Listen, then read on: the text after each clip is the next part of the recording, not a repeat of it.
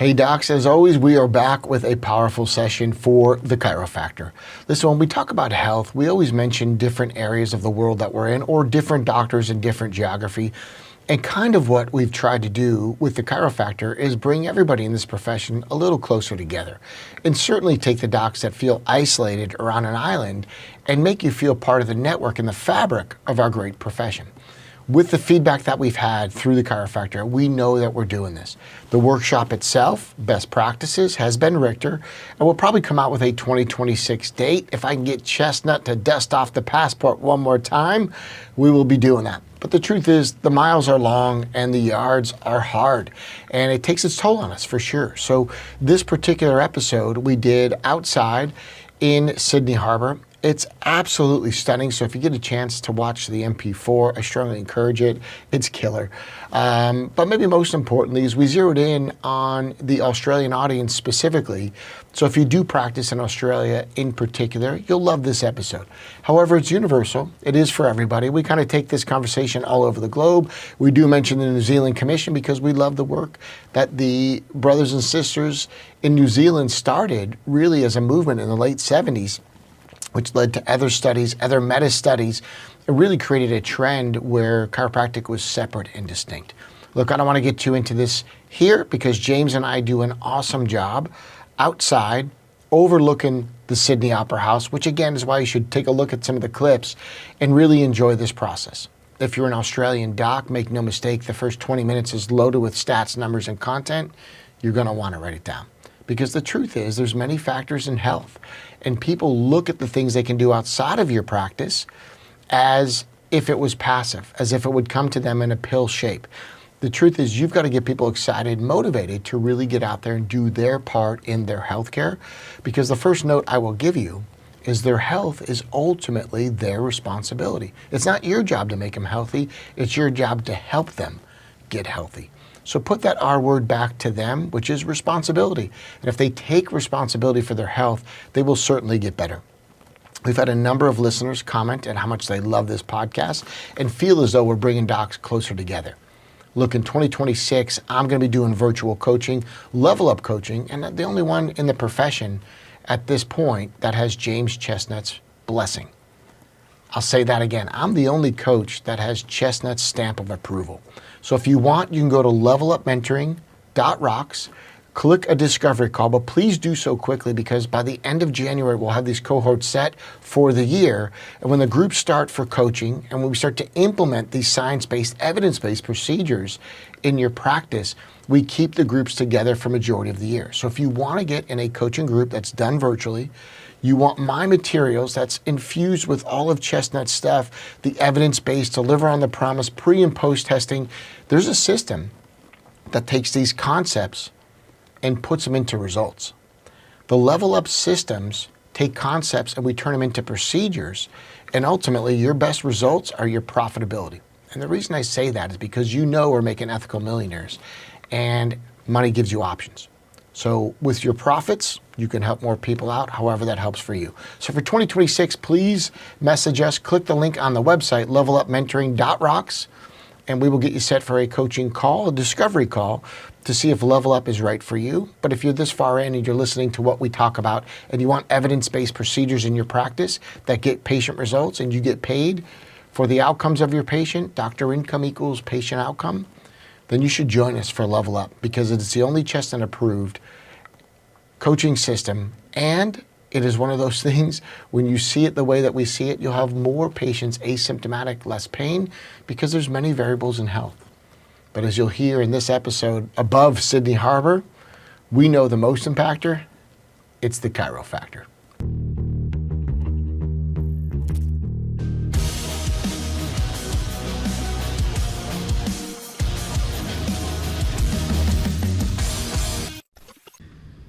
Hey everyone, we are live on location and in Sydney, Australia. This is going to be a special edition for the Australian chiropractors. You know we love you. Southern Hemisphere docs, whether it's South Africa, New Zealand, rarely do they get the love, and people coming here in person to do some of the things that we are blessed to do and excited to share for best practices this weekend in Sydney, Australia. But what we're doing today, if you haven't had a look at this on the MP4, the video is sitting outside in the sunshine, Opera House behind us, and we're going to talk about some health and some healthcare stats, specifically for the Aussies, but applicable to everyone. It is a universal message always. So sitting with James Chestnut, my man, for the Chiro-Factor. Yeah, good Thanks to be for here, being man. here, brother. Yeah, awesome. We had a nice day at Bondi yesterday, and it's not always good to hang out, and we don't get to do it unless we're traveling, it seems. But it's true. Anyway, it's always a good time. And is it fair to say we had some good laughs yesterday? Cut. Because God, it was hilarious. It was ridiculous. And look, if you can't tone it, you should tan it. Yeah. So yeah. we took Or it both. to the beach. Or both. And there's Or a couple both. of people that had the same idea. Yeah. But that wasn't majority of what we saw. It was some amazing beach weather, blue waters, turquoise ocean. I mean, it was just fantastic. But we're going to jump into today is a little bit about helping the Australian chiropractors, the number of stats, statistics that I think the chiropractor in Australia needs to know, and places beyond, but also just kind of sharing some love. And I like to put a spotlight on the Aussies. I've been coming here for 15 years. What have you been coming for? 20, 22? More than, 20, 22, 23 years for sure. Yeah, So it was funny. James been coming 22, 23 years. I've been doing it for 15, and it's not because it's convenient. It's because you guys matter here in Australia. So let's have some fun. Let's jump into it. Yeah, and I think one of the things that I was saying to Brad yesterday, in between gas was, one of the things I like about Brad is when it comes down to Oz, he's always making it. He understands there's a different mentality and a different culture in Australia than there is in the United States. Same with Canada, right? A little bit different. New Zealand. And it used to be when I'd come down here and do the because I did the wellness certification program down here all the time, and so I would get the Aussie stats because 20 years ago they were quite different from the U.S. Canadian stats, right?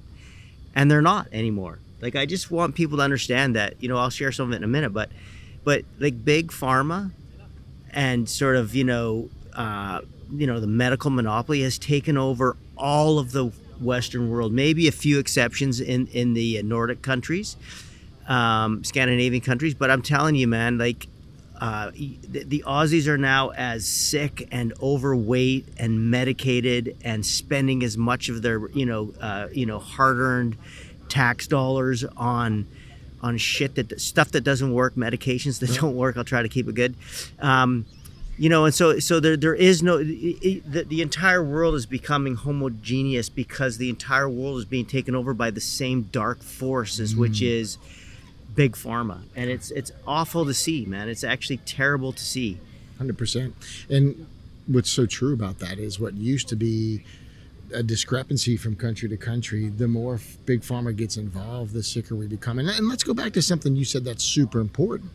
It isn't free healthcare. People talk about universal healthcare, and it's free healthcare in Australia, and it's free. And that's not free. No, it's not free. It's like a huge portion of your tax dollars go into a system. So, just on that note, like a couple stats, like the average the cost for prescription drugs in Australia averages out to $10,000 per person with chronic illness. Say that again. That's massive. It's $10,000 per person with chronic illness, and 50% of the country. That's including from infancy to the elderly. 50% of the entire country has at least one diagnosed illness, and so, and by the way, the vast majority of those are on prescription drugs. And what's really interesting for chiropractors is that one of the leading chronic illnesses is back pain, chronic back pain, and 83% of the people diagnosed with chronic back pain get a prescription. 83% get in a prescription. Australia specifically. That's 83% get a prescription. And by the way, if you have diabetes, heart disease, osteoporosis, arthritis, those people are in the 95 to 98% of those people are on drugs that don't work. They do not work. And so it's just incredible. So you think of the stats we'll go over at the seminar on, like I'll go over the NSAIDs, Tylenol, paracetamol. By the way, 2 out of 5 people in Australia have taken a Tylenol in the last 7 days, or 14 days. I think 7 days, and then 1 out of 5 have taken an NSAID. And that's not the prescription. Like those 83% of people that with back pain get diagnosed with back pain that get a prescription, that doesn't include those over-the-counter drugs. Right. Which, I mean, it's staggering the amount of drugs people are on. Let's go over this overarching theme and we'll start drilling down a little bit. But number one, the system's clogged up because you got 50% of the people with chronic illness, so they're going to be clogging up the system.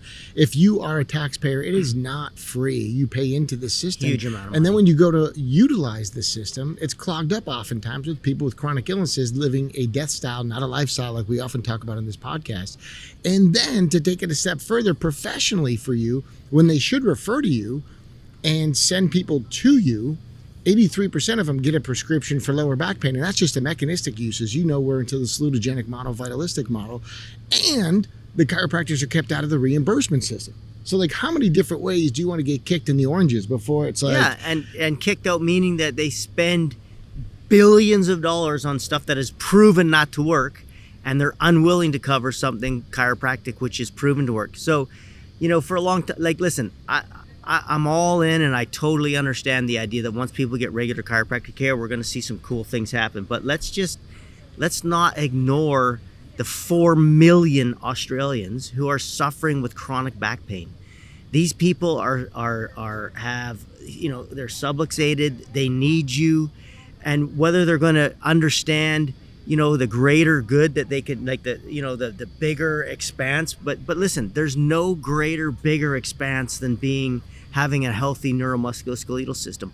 Beyond that, your moods will improve. Your autonomic system will improve. Your neurohormonal, profile will improve. I get it, but it all starts with movement. If you can't move, you have no life. Right. You have no quality of life. So let's not poo-poo this any longer. Let's realize these people are suffering. They're suffering by the millions, and every town is full of these people who need chiropractic care, even at the very most basic level. And then, yes, once they come in and they experience it and they start to realize all the other changes that occur when they get rid of these, damaged associated molecular patterns, all this inflammation, and they get the movement, pathways into the brain, and they start stimulating that area of the brain. I mean, again, anxiety and depression is enormous in Australia, and again, it's 100% related to lack of movement and exercise, and it's just crazy. It's crazy. And then 83% of prescriptions are written for that. So on its basic level, neck and back pain could see a chiropractor. If there is a chiropractic option, it's not going to be covered in this universal healthcare system. The healthcare system isn't free, and much like the US, it is bogged down with the pharma cartel. And to kind of paint that picture even a little further, then all of a sudden you get into this understanding of disease politics and medical politics, where the infiltration of big pharma comes with a rise in chronic disease. Yeah, and I think one of the questions that we get a lot, Brad, is like, well, because chiropractors, especially in Australia, Canada, and New Zealand, right, where you don't have a lot of private insurance covering it, and the public healthcare system often doesn't cover it because it's monopolized by medical cultural authority and monopolies of reimbursement. And so a lot of times they're like, well, how do you get people, to walk past something that's free? Like 83% of them get a prescription, they probably go to a physical therapist that doesn't work. And I'm like, it's pretty easy. Just say, because it doesn't work. Right. It's just like, it's simple, because the evidence is clear that doesn't work and this does. So I can't, we could talk all day about why they won't cover it. Yeah. Who gives a shit? The fact is it works, and the other stuff is proven not to work, and most of it's proven to be dangerous and has a negative effect. So of course you should start with chiropractic care. That's it. Like, and look, on the macro level, we're talking about stats, numbers, millions we've thrown out, billions, in statistics of dollars being spent, millions of people being affected. Let me break this down to the micro level for the listening chiropractor. When your new patient comes in and they say, I've been to the medical doctor, I've taken pills and drugs, I've been to the physio, probably because it was all covered, probably because they had some access or were referred into it, realize when they're your new patient, those things have already failed them. So if they mention it, do the right thing, stay in agreement. Yeah. Don't make them wrong for going there.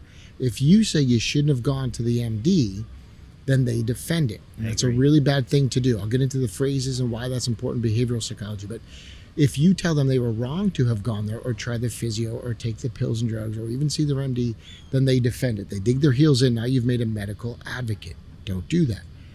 If you say something like this, and I implore you to do this, you say something like, I'm glad you went to the MD. I'm glad you took the pills and drugs and tried what traditional medicine has to offer, because you've experienced that it isn't going to work.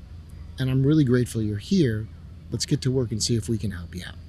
Super simple. I agree, man. And then if you get a chance for a conversation, whether it's in a patient talk or even in that conversation, I always say, I'm trying to get to as many people as I can with the evidence so that they don't try that first. But I totally understand why you would, because that's where everything's driving you to.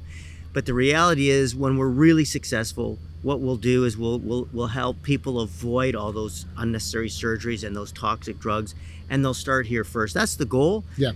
But I totally understand. In fact, most chiropractic patients, that's the route they take, because they end up using this as a last resort. But the literature is very clear; it should be the first resort. Yeah. So for whatever reason you're here, I'm just super pumped, because I know you're gonna get benefit. Love it. And look, we've got a full room for best practices this weekend. Happy to say the audience has grown since when we were here 6 months ago in Australia. So that's a good thing. We have more chiropractors showing up than the first time we came. And what I love about this is we're going to give you the good blend of, application and science. And so you'll learn the science and then how to plug it in at the best practices seminar. And what I also love is when you realize why we do the things we do, or why James and I teach it this way, your practice will immediately improve. So what I was referencing, when you make people wrong, that's called a confirmation bias. And if you make them wrong, then they will have a bias towards what they previously did, and they'll defend it. And you actually drive them back into that paradigm. So do the opposite of that. This might sound counterintuitive, but here's a procedure you can use. When they say, I've been to my MD, just say, congratulations, I'm glad you went. That's good, because they've already tried it. It does you no good to make them wrong. If you congratulate them, they're more likely to make a future decision with you than if you chastise them for making a previous bad decision. Yeah, and I always like to say, I see that a lot. Just let them know that's really common. Yeah, it's okay. The truth is that that's not going to prevent you from getting help here. Right. Like that. A lot of times those stories are tragic, but the good news is, I see that all the time, and you know what? We still have great success with people. And Love it. What else do we have going on for Australian stats? What are some of the other numbers we were talking about? Because I know Australians live 4 to 5 years longer than Americans. The people here, generally speaking, you and I have been here multiple times, dozens of times. They're some of the friendliest people on planet Earth. Aussies are fun-loving, good people, good morals, just really good people. But health-wise, what else are we noticing with some of the stats? Clearly, you're hanging around with different Aussies than me, man. No, I mean, well, the one thing is, as we're sitting here outside, is that there's no doubt that the stats are pretty clear that getting outside in sunshine is really healthy. So if we see Aussies living longer, I'm afraid to tell you that's changing a little bit, because your diet is molding. But the one things the Aussies will always have an advantage of is they're basically outside more because the climate's better. And so, staying inside under artificial lights with no vitamin D, it's devastating. Yeah. Even the sunlight getting into your eye changes we can get into it. But yeah, I think, you got a fantastic opportunity in Australia. You have so many opportunities to live a healthy lifestyle year round. It's incredible. Yeah. And so I think, the more you sort of advocate for that in your practice, and the more you let patients know how lucky they are to be here, and, what a fantastic country you live in, and then I think also eventually you're going to let people know, hey, listen, we get sick for the same reasons that everyone else gets sick. That's and right. the things that help us get and stay well are the same things that help every other human get well. We just have some advantages living in Australia because it's so beautiful. Yeah, that's it. And here's the cool thing is, on some level, Australians are somewhat familiar with, if you do unhealthy things, the system is taxed. And so what they do specifically is on tobacco products. I love cigars. I love a good Cuban cigar. So if I buy a cigar here in Australia, it's some of the most expensive cigars in the world because they put a huge tax on smoking. And the answer for why that is because if you are a smoker, you raise the risk of having chronic illness and diseases called cancer that the government's going to have to pay for later. And their justification for a high tax on me buying cigars is, well, the people that smoke those products are going to tax our healthcare system even more. So literally, we're going to pass a tax on to the smokers. Now, ironic that they choose to do that as a snapshot with smoking products, but not some of the chronic illness. They should be a tax then on McDonald's. There should be 100% a tax on junk food. On junk food. And what's interesting is, cancer is obviously a huge problem, but most of the, like lung cancer, if we're going to talk about smoking, lung cancer is a huge problem, but there's a lot of other cancers that are related much more related to lack of exercise and bad food than there is to tobacco. I mean, tobacco is obviously horrifying. It kills half the people, but if 90% of your people, like 90% of people die of chronic illness in Australia, that's the cause of death for 90% of the people. 55% of all hospitalizations are caused by chronic lifestyle illness. So, they should be taxed. 55% of deaths? No, 90% of deaths, 55% of all hospitalizations are due to chronic illness, lifestyle illness, by leading a lifestyle which is basically, suicidal. Yeah. And so, I just think, the idea of taxing those things, that's one way to put it, but that's because they're paying for a system that doesn't work and never gets anyone healthy. It would be much better to incentivize healthy behaviors. Right. And I love what, like you talk about, they're antibiotic, we're probiotic, you know what I mean? And so I think one of the things chiropractors need to do is just say, look, that system will never work to get people well. It doesn't matter how much tax there is, who's paying for it. The question is, why are people so sick? And instead of arguing who's going to pay for a system that's not working, let's start arguing for what system should be paid for and what people should be doing to take control of their own lives. Like, I think chiropractic is all about autonomy. It's all about taking control of your own life. And the people, these people are self-selected, right? Because they've chosen to take a step which requires them to pay out of their pocket. They have already taken a step. You already know these are a certain type of person who said, I'm fed up with the other system, it hasn't worked. And instead of whine and cry about it, I'm actually going to take an action step to get myself better because I want to have a better life. But these are the same kind of people who will understand then, right, some of the other steps that are required to get them the better life. And here's a good pattern for docs to do patient education with, and I think this is gold, is recognize when they've made that decision for chiropractic care, or recognize when they've re-signed with you. And the work we're doing at Best Practice, I think one of the byproducts is chiropractors have more asymptomatic patients under care when they follow what we teach at Best Practices Seminar. And we all know taking care of people without symptoms are some of the easiest people to take care of. So let me just say that first as a fact. People under care that don't have symptoms are easier to take care of. And a lot of what James and I are teaching is how to convert those people beyond the symptoms for the right reasons so they come in.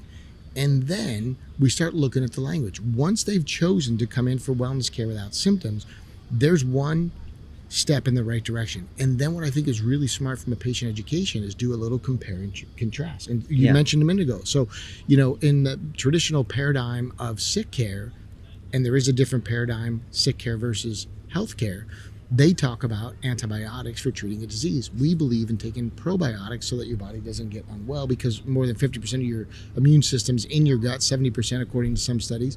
And then take it a step further and start pointing out all the words in the compare and contrast that we have against medicine. Once you see they're there, point out the rest of the patterns. Talk about people going to their female doctor once a year for preventative reasons. Look at people going to the dentist for preventative reasons. And then also look at the fact that, hey, you can utilize chiropractic care for the same reasons. It's either proactive or reactive. And when it's reactive, it's pills and drugs and meds. So as soon as you notice that pattern, start to teach them other things. Talk about the difference of having a C-section scheduled in a hospital versus doing it through a midwife. I mean, you can take this whatever direction you want for your passions, but once you see momentum in the right direction, use that for patient education to start drawing some parallels in a compare and contrast. Probiotics, antibiotics, proactive, reactive, sick care system, healthcare system. Really start to highlight what it is that we do differently, because different is marketable.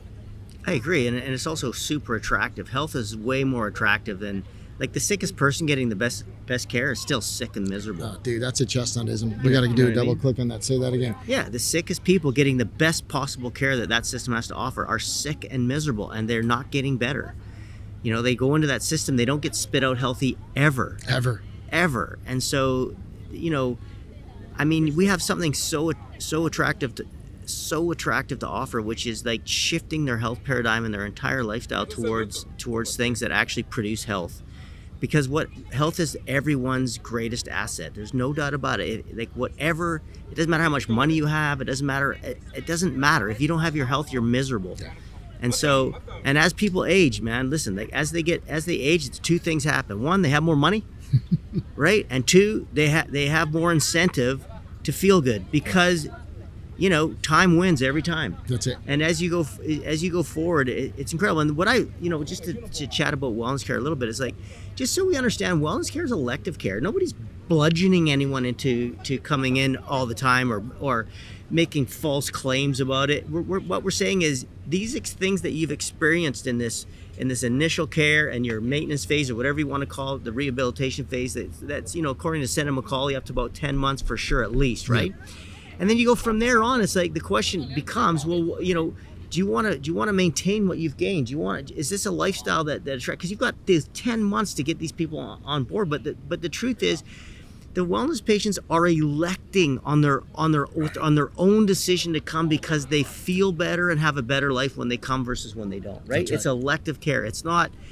Like, I think a lot of people don't understand what wellness care is. They think, oh, that's some kind of false promise someone made and they trick someone to come. That's bullshit. These people have experienced chiropractic care long enough and to understand the paradigm and understand the benefits, and they don't want to let that go. They want to continue to have a good life, and so they elect to continue with care, and that's why they're so cool to deal with and so easy to deal with, and why they refer so many people. That's right. It's elective care. We all know the people that pay the least are the biggest headaches. So we've all seen it, and so the people that elect to come in are some of the ones that are going to have the biggest relationship for many years to come. It's not a transaction, and too many people rush through the ROF. They create a transaction out of it, and there's no retention because they didn't lay down the right info in the day one and day two to re-sign people. And they have no evidence, right? It's like people are competing on price in chiropractic when it should be proof. You should be competing on the proof of the patient. And that's one of the things you and I have nailed. You know, we could do it in multiple different layers, but that's what's cool about that is that multiple different layers of, you know, allodynia. We talk about range of motion. It's just, there's so many layers to doing this. Real quick, I want to ask you about your experience with Del Bigtree in our last podcast, because I didn't want to let that go. I think that is a special episode for a lot of reasons. But off camera, behind the scenes, in front of the camera, on the stage, anything goes. What was most impressive to you about spending some time with Del Bigtree? And obviously, if you haven't watched our last episode, you need to listen to that. You know, well, we had dinner with him after, right? We had a really nice... That was my favorite part, too. I was hoping you'd go there. Yeah, and it's like just sitting and talking to the man.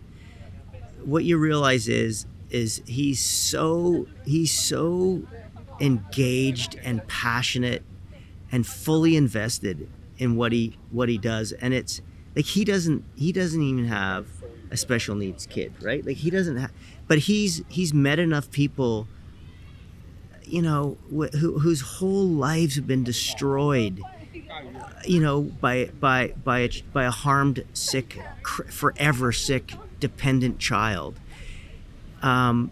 And what he's done with that, which is so remarkable to me, is he's educated himself. He's surrounded himself with people like Aaron Seary and Robert F. Kennedy. You know, he's taken on the biggest sort of, you know, the biggest, most powerful sort of lobbies and sort of corporations in the world. And the guy does it because he's trying to help families with really sick kids, and so for me, you know, sitting around that table and having, you know, thanks to you, having the chance to, you know, have him at the podcast, the seminar, and for me to have a chance to talk one-on-one with him, it was just like, the dude's a chiropractor. He's awesome. You know it is, yeah. Like it was just like instantaneous connection. You know, we sat, you know, Del and I just like gravitated towards each other, sat at the table, and we just had this conversation, and I gotta say thank you for that. Actually, my pleasure. Like publicly, he's not there because of me. He's there because of you, no doubt about it. And you know, you kept saying, I got to get you together with this guy. I got to get you together with this guy. And you were right. When we got together, it was just like we just kind of like, you know, vibrated at the same frequency. Totally. And he's an intelligent, compassionate guy, and I just genuinely like him. Yeah, for sure. I like to connect people. I'm a connector, and called in a favor to have him come and do that, and it was just magical. So if you guys didn't get to listen to that podcast, listen to it. There is a stage performance. If you donate to ICANN, you're going to get that as well. Not a performance, but it was Dell speaking from the stage, which was different than when he sat down at the podcast.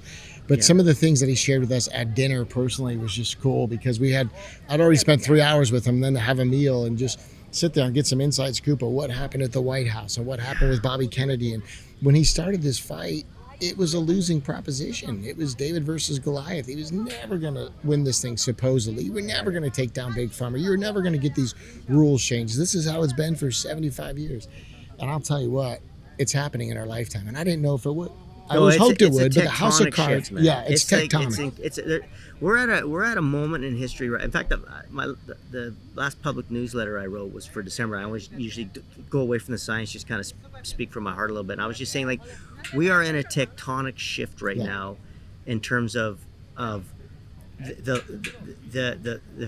lies that have been told so long are now being exposed finally, because of certain individuals, because of the fact that we have, X, or like the ability to speak now, which they try to take away completely, right? Yep. And so like honestly, we are in the midst of an awakening, and it's all moving towards what we've been talking about forever. Is chiropractors right again. That's right, chiropractors are right again. Yeah, but it's like, yeah, and like sitting around talking about like that inconvenient study, and just his documentary, which is a must watch. But then, without saying too much, like some of the background we got on that. Yeah. Holy cow, man. Oh, like some of the background, for sure. I was like jaw dropped. Oh, like, for just sure. Jaw dropped. We're sitting at the table with like some deep secrets, just going, get that GTFO. Yeah. There's a couple of F-bombs in that last episode. Yeah, I asked Brad, could you beep those out? And I'll tell you, it's funny because I thought it was. I'm a passionate person, obviously, especially when it comes to health of kids. Like, there's just no doubt about it. But and just for the non-cool listeners, GTFO, just in case you're wondering, get the fuck out. Yeah, get the fuck out of here. But anyway, like I'm like, I'm alpha, you're alpha, right? Like we've played contact sports. There's this certain, we're not the biggest dudes in the world, so you just have to have a certain mentality, right? Which is punch the bully in the face, right? And I've always been like that. I'm not saying it's right or wrong. It just, it was necessary for me in certain aspects of my life growing up, and also in sport. And so, it's funny, I sent Brad that video of me punching the bag. It's funny. Literally and figuratively. Yeah.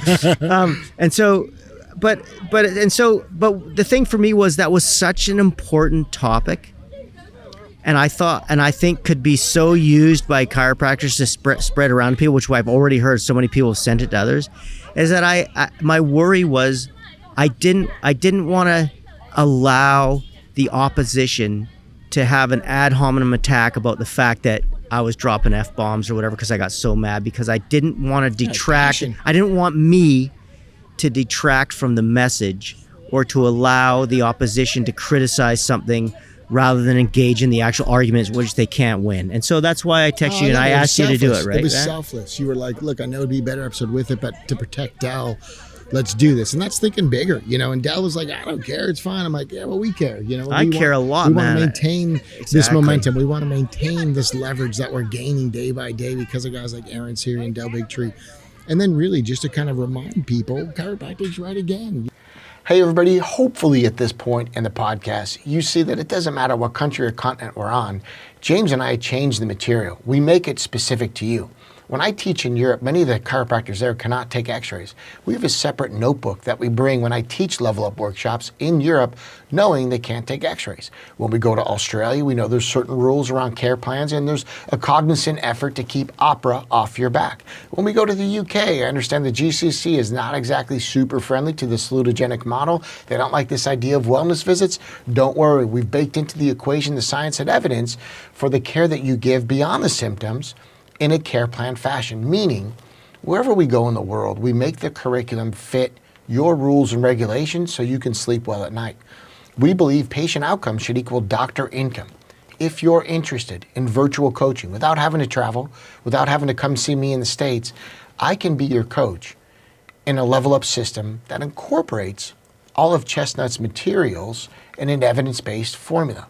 meaning the patients get results and you can start making weekly what you used to make monthly. And I have a wall of fame where I keep track of my clients who have done that, and the list is too long to fit on one wall.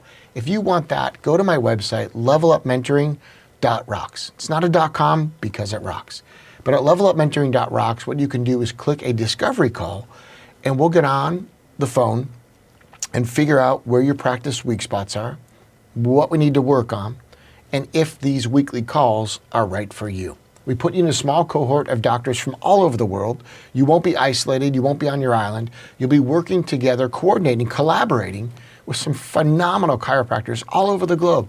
And what's even better still is off the calls, we've then had docs go visit and spend time with each other and connect in other countries. And we are literally bringing chiropractors closer together, which is really the whole point of the Chiro-Factor podcast.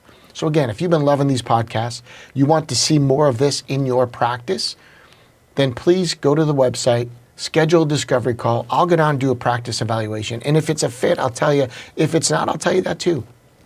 But when we start bringing chiropractors closer together, the results go up. And that's really why we started the podcast and the synergy between us. Let's get you wrapped up in that positive vortex. Let's get your monthly income to be made weekly, because money gives you options. Hey, we're going back to Sydney Harbor. If you haven't had a chance, watch the video or the MP4 of this because the views are stunning.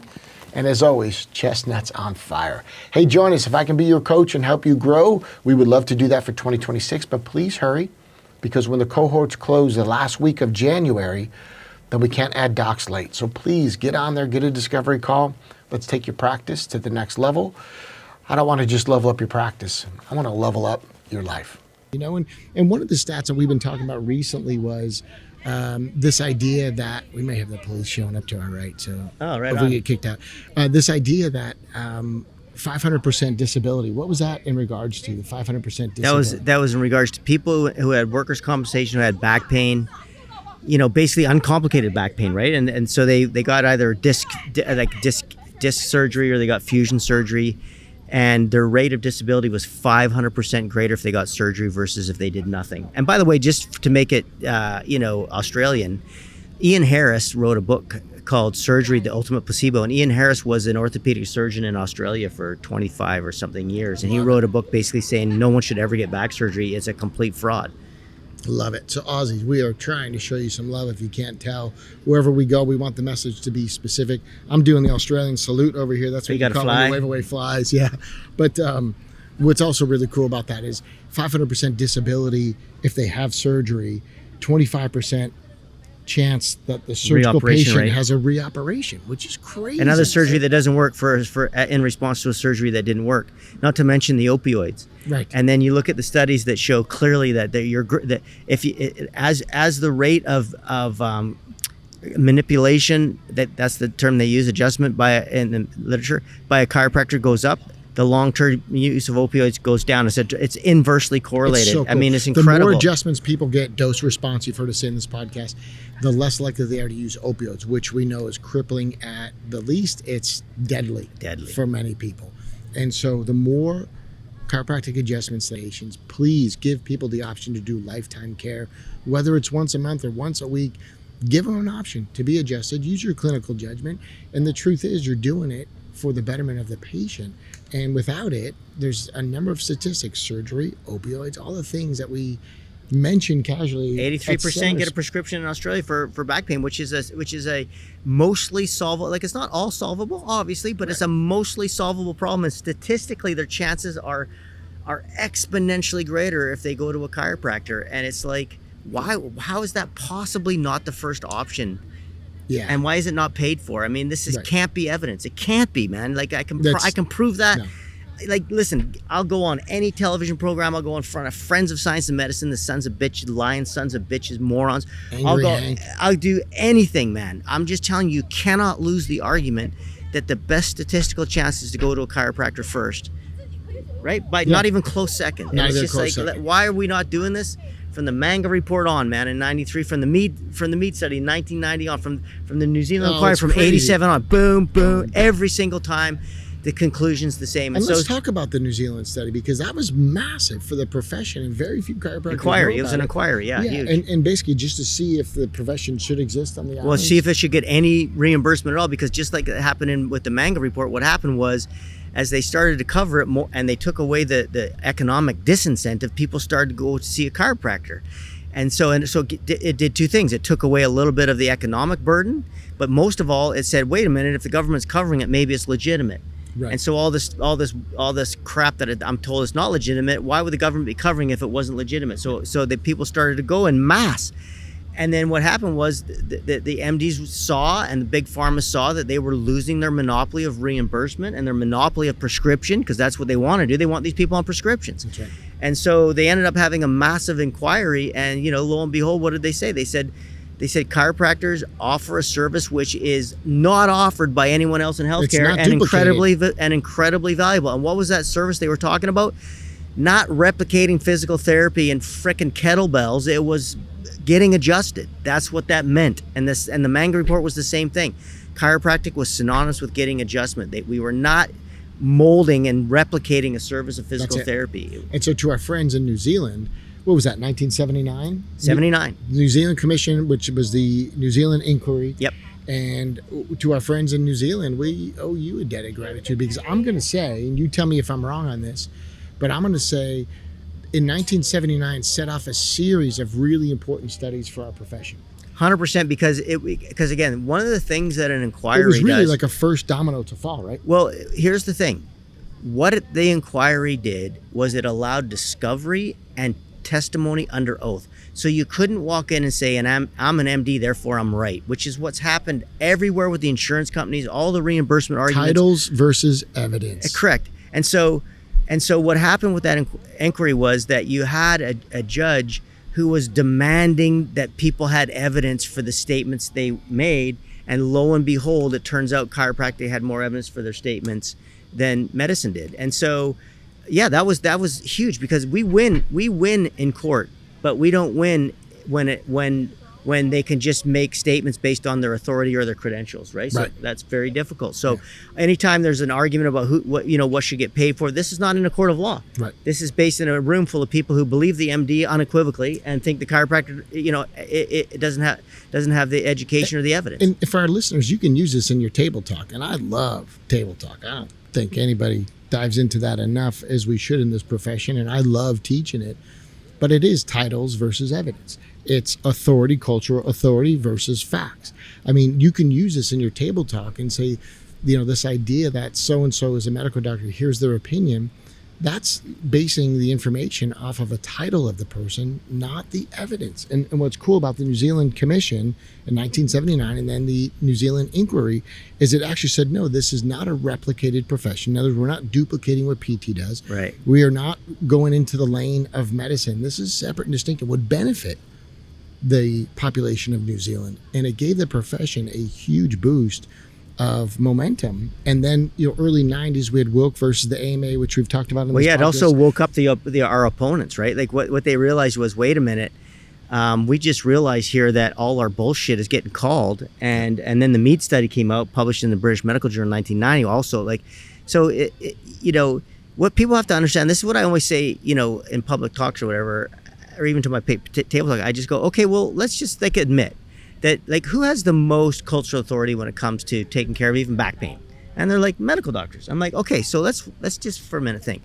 Is that because of that was earned through outcomes, or was it earned by lobby and lies? Right. So once you realize what the evidence says, what you realize all of a sudden is that authority is it's a glass house. Yeah. It's like there's no house of cards, man. Yeah, and so it's like, so what do you think that means about their authority and everything else? Like, just think about it for a second. Why would they have authority of back pain when they are freaking terrible at it? And there's no way around it. Like, there's are you sure? I'm fucking sure.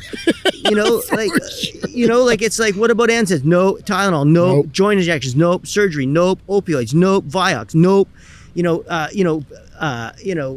physical therapy modalities, ultrasound, IFC, kitchen sink. Throw the kitchen sink at him. Fucking tens. No. Are you sure? I'm fucking sure. Look at the Cochrane database.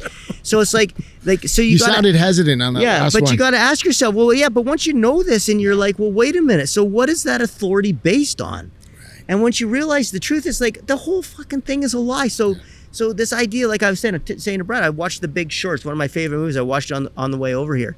And it's like, what you realize is the financial system and the healthcare system are with Del Bigtree, I always say, Del, what you're discovering about the vaccine schedule is exactly what is true of for statin drugs, for blood pressure drugs. It's going to be the same for the fucking diabetes and obesity drugs, like Ozempic. Yeah, so I'm like, dude, the whole thing is a fraud. Yeah. Like, yes, emergency care, it can save lives. We don't have anything to compare it to, so it's the only game in town. So yeah, it's better than nothing. You're having get run over by a car, you have trauma. Like, thank God it's there, no question, no criticism. You know what I mean? It's like, listen, we're grateful for it. But the rest of it, the other 90% of the system, the 90% of the expenditures is absolute fraud. And it's going to come crashing down if they're asked for evidence. Right. And this is where we are. They're being asked for evidence. They're pulling it down. Look, we both mentioned Ozempic. Our next stop is going to be London, February 6th and 7th for the Best Practices Seminar. Let's take a topic for the Danish. Let's talk about Ozempic. Novo Nordisk, man, they created Ozempic, but here's the problem. They can't get it prescribed in Denmark because in Denmark, everybody knows that obesity and diabetes are 100% lifestyle costs. So they're saying, no, the first line of attack has to be to change your lifestyle. So in Denmark, where they make Ozempic, the company's based there, dude. They can't get it prescribed. They can't get it prescribed in that country. And so they lobby the U.S. profits are the U.S. Isn't that true of every pharmaceutical company? Of course, everyone knows the U.S. is the great the piggy bank, right? Yeah. And so but they're not just the whale because they have more people, because all of Europe, has more people than the United States, right? But you go to the United States, what you realize is you can fucking buy shit by lobbying Congress. Right. And so what they're doing is they're lobbying Congress to get this stuff covered. So they're going to actually spend, like $1,000 a month or more on like half the freaking population of the country.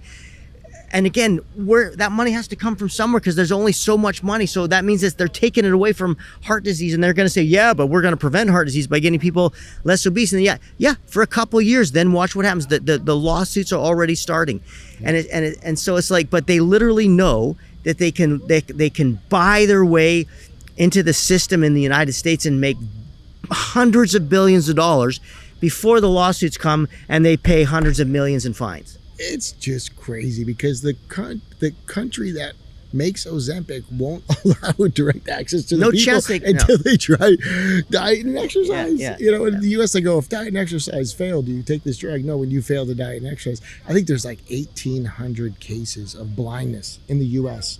that have been reported in a class-action lawsuit against Ozempic, and that number will grow. It's paralyzing. It paralyzes your digestive tract. 1,800 people lost their vision. Instead of getting off the couch and moving, they traded their eyesight. Like, get the fuck out of here. Yeah, how about this, man? How about this? There's no doubt that chronic high blood sugar, which is also synonymous with chronic inflammation, is the major underlying factor in chronic illness. So it seems on the surface that taking Ozempic, which can change your body weight immensely, right? Which changes your inflammation, which can lower your blood sugar. But the problem is, man, it's drug-induced normal. It's not lifestyle-induced normal. So we know it will never work long-term. And lo and behold, we're already finding that out, man. We're only a couple of years in. This shit, there is no magic pill. How fucking dumb are people to think, well, I know all these other pills failed. I know that there was always these class action lawsuits. I know that there's never been any pill that will replace exercise and proper diet and proper relationships. But lo and behold, this one, maybe I don't have to get off the couch. I think I'll try it. Right. There's something wrong with a culture that says, I don't want to change how I live. I just want to eat the same shit toxic food, but somehow I'll be healthy if I'm skinny eating the shit toxic food. Right. If I take a pill that stops me from digesting or inhibits my hunger, which also, by the way, inhibits a lot of other cravings, and you get affective, you get inhibited affect. It doesn't matter.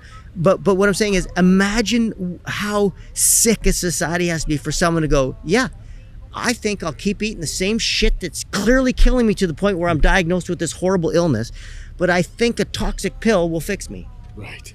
Like that's just, these are the same people who are fucking wearing masks around and who standing 6 feet apart. Like, it's not hard. And they're 8 feet away. Yeah, fuck. I mean, it's a fucking mental illness. And by the way, that's okay because I got drugs for that too. That's right, yeah. They got drugs for the drugs. So here's the thing, when it comes to lawsuits, I like to follow the money. There is a phone number that is super valuable in the US. Last I heard, it was worth $1.5 million, $1.5 million. It's 1-800-BAD-DRUG. True story. Bad drug. And what they do is when a law firm is going to do a class action lawsuit, like we just saw with Tylenol for children that develops ADHD, they put up these billboards and you call 1-800-BAD-DRUG. Did you take this prescription? Did you take this medication? Did you take this over the counter? Did you take this as your doctor recommended? Those are all class action lawsuits. They're going to attract thousands of people that have had their lives ruined and get a financial settlement. But you talk to any one of those people that got money, they give the money back to get their health back. Because as we said at the top of the show, when you have your health, you can have 1,000 wishes. When you are without your health, you have one wish. And quite simply, it's to get your health back. So 1-800-BAD-DRUG is a phone number that just changes hands. The law firms pay for it or they rent it on a monthly basis.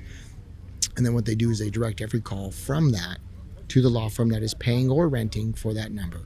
And it just shows the amount of class action lawsuits, the amount of thousands of families that will be damaged, injured, or dead as a result of taking medications as directed.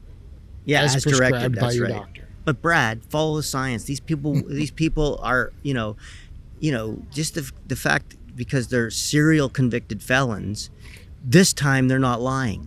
Like, just think about that for a second, right? Serial convicted just felons. go back to COVID. We're in Australia, right? And COVID, you got the shit beat out of you for frickin' going to the beach here. You know what I mean? Like, they were nut jobs. Yeah, I just had to look to see if those were like prehistoric dinosaurs around us right now. We're in Australia. Everything's poisonous around here. But it's like, these people went all in, believing two things that are unbelievable: government and big pharma.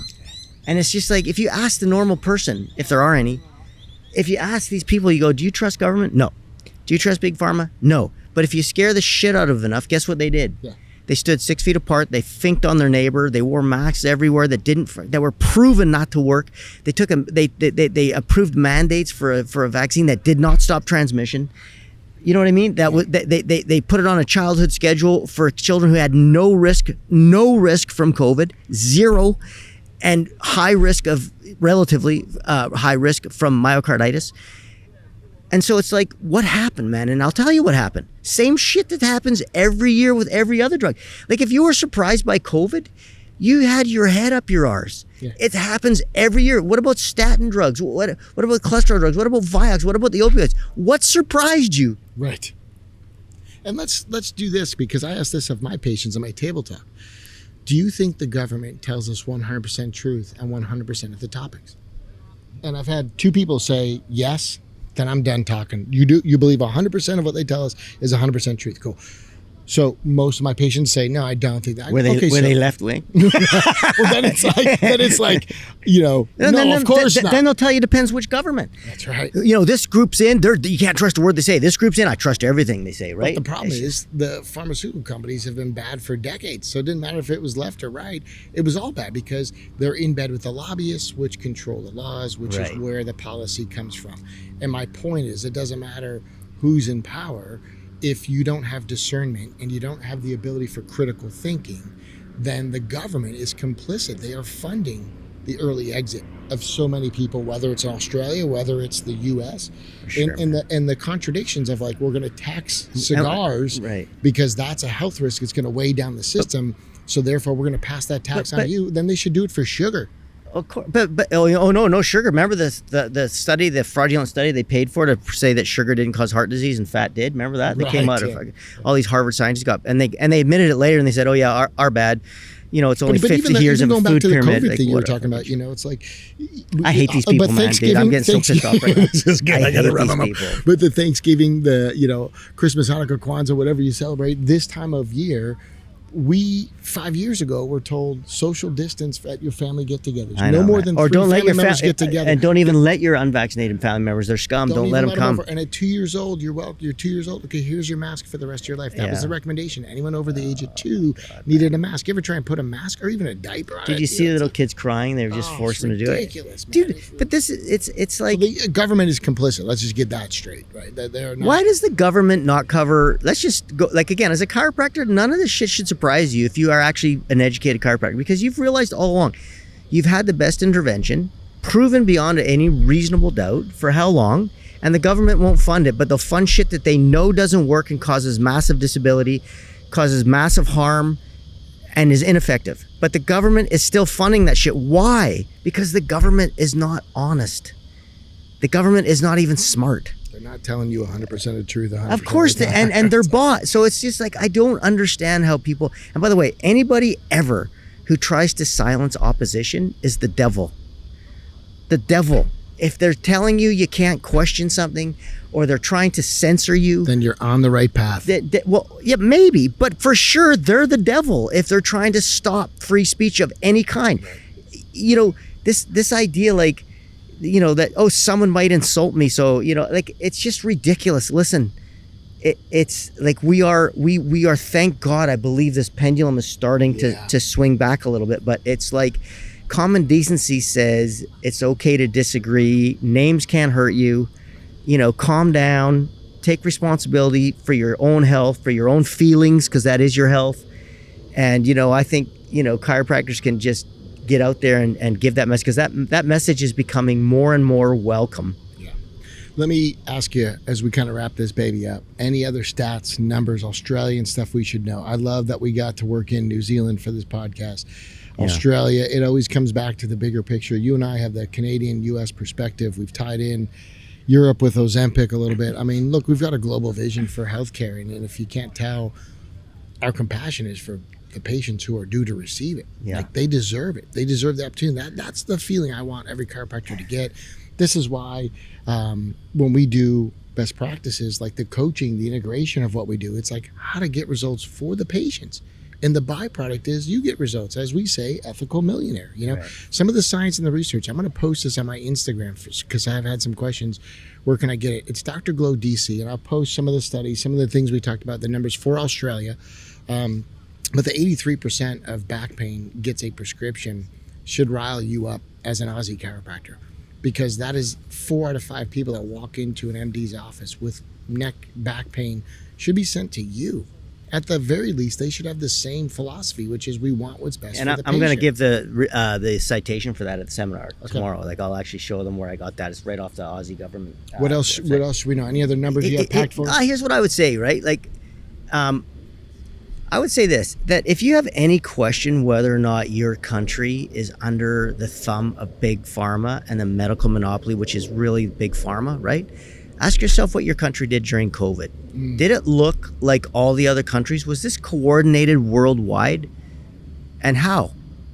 And who was doing it? And so that's just a simple question, right? And then so once you answer that honestly, then what you realize is that we're all fighting the same battle. Stop calling yourself an Australian chiropractor. I love you. You're an Australian. I love Australians, and I know you have a unique culture. At least you're trying to keep it, all around the world. Like, I love different cultures, man. I love the Chinese culture. It's really interesting. I love, whatever country, like, or whatever your culture is. I say it's interesting, right? Yeah. But everybody's entitled to say, I like my culture, and to keep it. But if once you understand that like, if you feel like your country's different, or the people that the citizens of your country are somehow under less pressure to take drugs and not go through a natural way of healing, like chiropractic, then again, just ask yourself what happened with COVID, because now you got your answer. So let's stop thinking. It's kind of like saying, well, my town is hard to be a chiropractor, or my country is different. No, it ain't. Right. Everybody who's listening to this podcast, all of you are dealing with people who are getting the same lies, who are getting the same disinformation, are getting the same harmful treatments, are having the same treatments not covered in lieu of treatments that are proven not to work being covered. Like, we all are dealing with the same issue. So let's unite. Yes. as a profession worldwide and understand we can all, we can all understand that we have to get on the same team to fight the same battle. Yeah. And I went and took my dad on a bit of a pilgrimage this year. I took him to Poland. That's where my grandparents are from. And that is a country that kept Big Pharma out. That is a country that didn't do the masks. That is a country that called out the BS-19. And I'll tell you, it's a very unique country right now, Poland, at the time of this filming, because they've maintained their autonomy and their culture is very near and dear to the heart. And medically, they said, we're not going for the BS. There's been a couple of countries that have just defied it. Sweden, a lot of the African countries said no, right? Yeah, absolutely, and some of the African leaders that spoke out against what was going on, they're no longer with us. Three of them that were very vocal and outspoken in Africa. Yeah. Got executed in one-car accidents off the road without accidentally, the brakes working. Accidentally stabbed himself 92 times. They Epstein themselves with a car. Yeah. You can read between the lines. We're trying to keep our currency here on YouTube. But the truth is, this is the best time to be a chiropractor. I've never seen a better time. And why we wanted to do this for the Aussie specifically, the Kiwi specifically, is we do care about your success. We believe that we are creating ethical millionaires in what we teach. Dr. Glow DC on Instagram is where I post some of this information. If you want to see someone that can rant with passion and back it up with science, that's what Chestnut does better than anybody. And that's why the best practices has been really fun to see the response of the audience. Very much like your patient's response. It's the docs in the room's response. We're not doing this to pump our ego. We're doing this to pump the profession. Because chiropractic's been right all along. Chiropractic is right again. And you getting someone face down should be in alignment with your morals and your ethics. And ultimately, we want to create more ethical millionaires. Amen, brother. Yep. Right on. And it's just like, be educated, understand why your product and service is the most evidence-based for effectiveness, cost effectiveness, and safety. Just understand that without zero doubt. Put the systems in place that Brad teaches you how to deliver based on that truth and that foundation of evidence-based sort of certainty, and then conquer the frickin' world, man. And I'm going to say this, shameless plug here. Before docs come to the best practices, we have them download the Shea Health assessment, the Spinal assessment, really indicating objectively allodynia. Now, if I'm speaking above your head, you probably just haven't been listening to the podcast.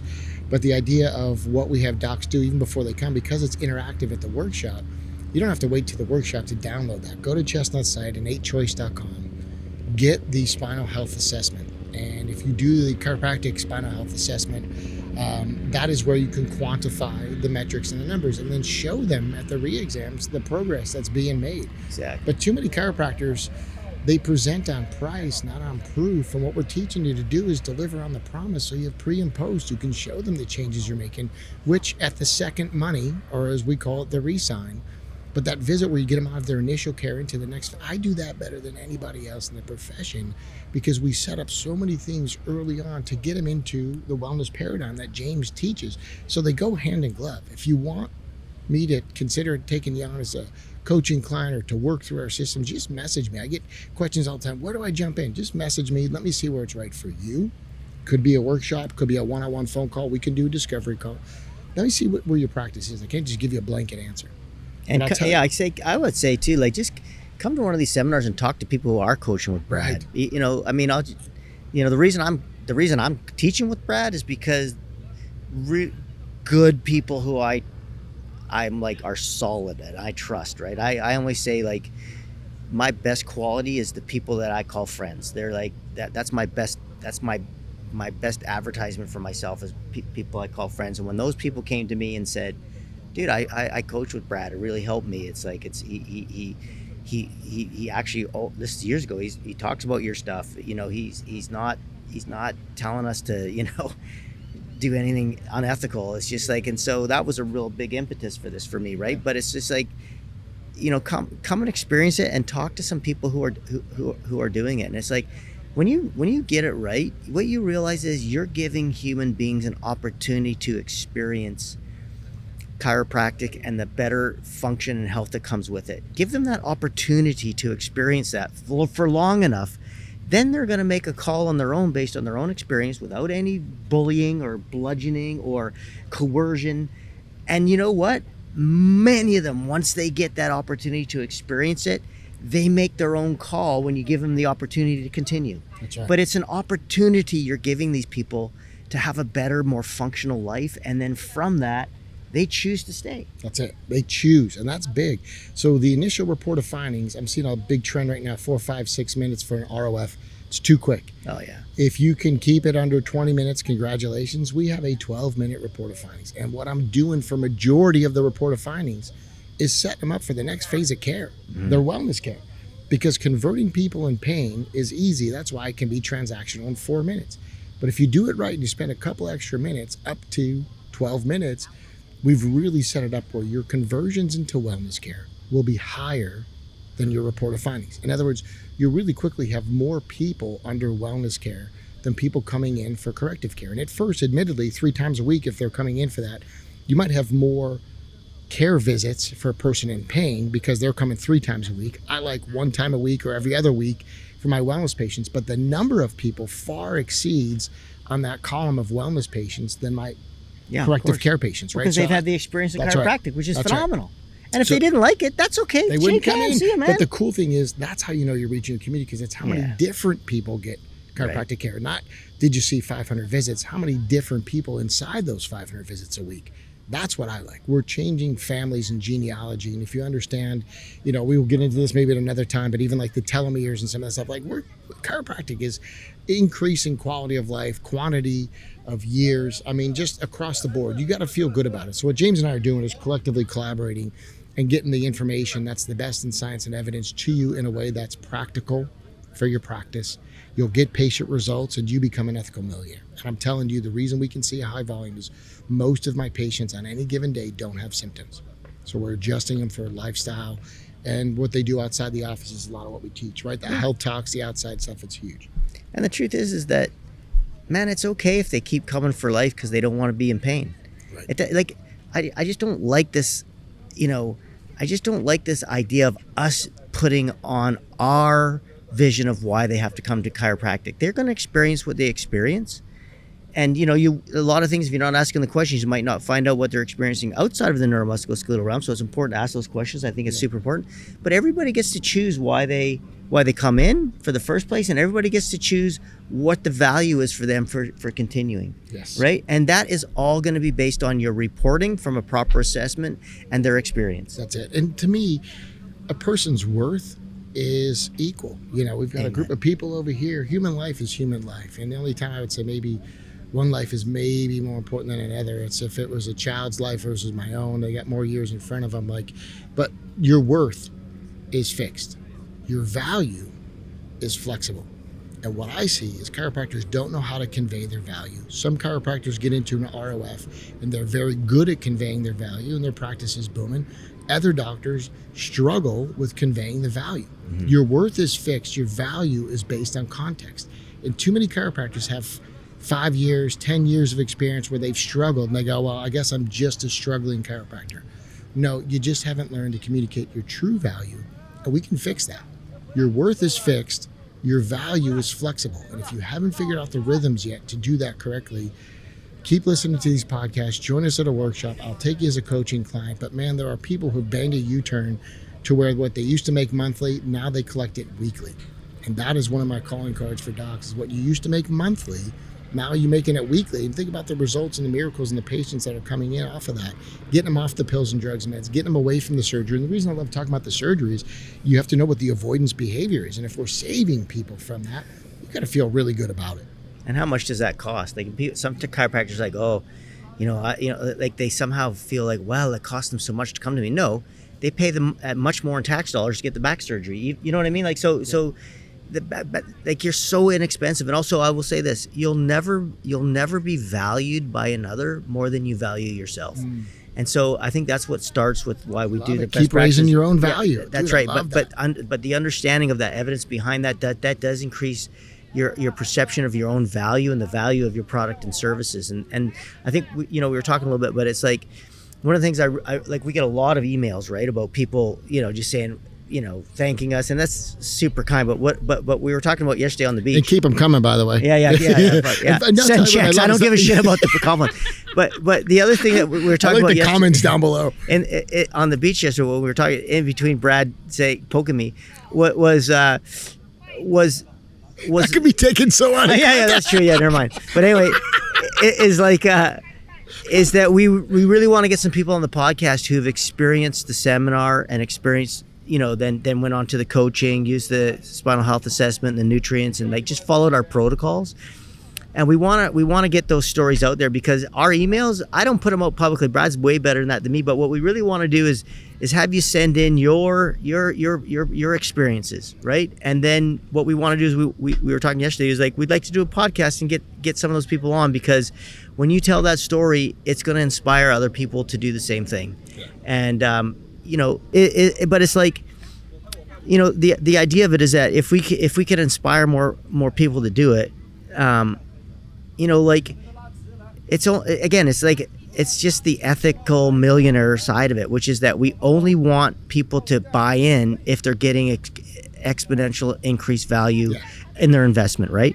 But a lot of times, and again, Brad's better at this than me. It's just not my strength. But we did have a good conversation about it yesterday, which is that sometimes people need to hear that someone else did it. Yeah. And what their experience was. Right? Just like with chiropractic, like a testimonial. And so a written testimonial in your office is not the same as somebody going and telling a friend about it. And the neat thing about the fact that we have a podcast is that we can get people on it, and you can get a chance to tell your truthful story about what you've experienced. And I think that'd be valuable. It's awesome. And it inspires other docs to do well. And even that word inspired means in spirit. And so it's an inside out drive. It's an inside force. Inspiration, to be in spirit, means you're basically working from your innate out. And people need that. They need to be driven from the inside out, not external motives. And to me, some of your stories, if you've had success, some of your stories, if you've applied this, we'd love to hear it. So circle back with us, comment down below if there have been some takeaways, and it also gives us some direction. But we wanted to do this one in particular for Aussie docs. Mention New Zealand inquiry, the importance of New Zealand College Chiropractic, importance of the ACC while we're down here. Ross McDonald's still kicking butt up at Scotland College. And really kind of putting a spotlight, if we have one, on the people doing the work in this profession and helping us out for many years to come. Yeah, in fact, I'm going to do a couple of online classes for the UCA. Melissa's asked me to do that, and I'm going to do that in January, which will be before our seminar in February. So hopefully people get to hear a little bit of that. And she says she's going to donate her part to Ross's college. So now I guess I have to donate my half too. So no, it's just I will, dude. I'll just chiropractors helping chiropractors. Yeah. And if you've had success, let us know. We want to share it with other people, and success leaves clues, right? And that's a big one for me too. So final thoughts. Any going away presents for anybody? No, man, it's getting hot. Let's wrap this thing up. And again, coming to you from Australia, not because it's convenient, not because it's in our hood, but because we care. And we really appreciate the docs that do show up. Big Pharma doesn't pay for your ticket to learn from us. You pay. And the truth is, it's an investment to the future. Keep doing it. Students got to get to best practices too. They'll just put you on a different trajectory. And it's a privilege to have. I was saying to Brad, I often moan and groan now because, I don't love the travel. I've done it so much, and I don't need to do it. But the truth is that what a privilege to be able to make a living in a way that, number one, people are willing to pay to travel all this way and listen to you, which is a privilege, man. And the other thing is that it can make a real positive difference. And so, I don't like the travel, as I say every time, but I sure love being here, and I can't wait to see everybody tomorrow, man. I just love being surrounded by chiropractors. It's awesome. My man. And that, my friends, is why we say you're the X factor. Many factors in health. We all know the most important factor for many people, it's the Chiro-Factor. Cheers, everyone. Till next. As always, another phenomenal episode. My job is to rile Chestnut up, and some days it's easier than others, but it's always there. The guy's got a furnace, and it just burns. So if you've been enjoying these podcasts, we always say there is a freemium. Comment down below, or just click the thumbs up button if you're on YouTube. Share the link to a friend or two if you do this on Spotify. If you're on iTunes, share it around, because the truth is, this is good for the chiropractic profession. And again, we always make the content specific to our audience. Our seminar is called the Best Practices Seminar. When we're on the continent that we're teaching in, we change the material so it was just for Australia in this episode, or it's for the Southern Hemisphere, which includes South Africa. We had some New Zealand stats when we were just in Sydney. We are going in February to the UK, but we'll have all-inclusive European stats to go with some heavy UK stats. The bottom line is, when you listen, you're going to get the goods. When you go to the live workshop, the Best Practices Seminar, you'll also be given specific customized material for that location. And if you don't mind, help us out. Copy, paste, share it to a friend. A little thumbs up that you liked it. If you drop a comment, whether it's on Facebook, Instagram, or on YouTube, that always helps us too. We're trying to get people to understand chiropractic isn't alternative. It is mainstream.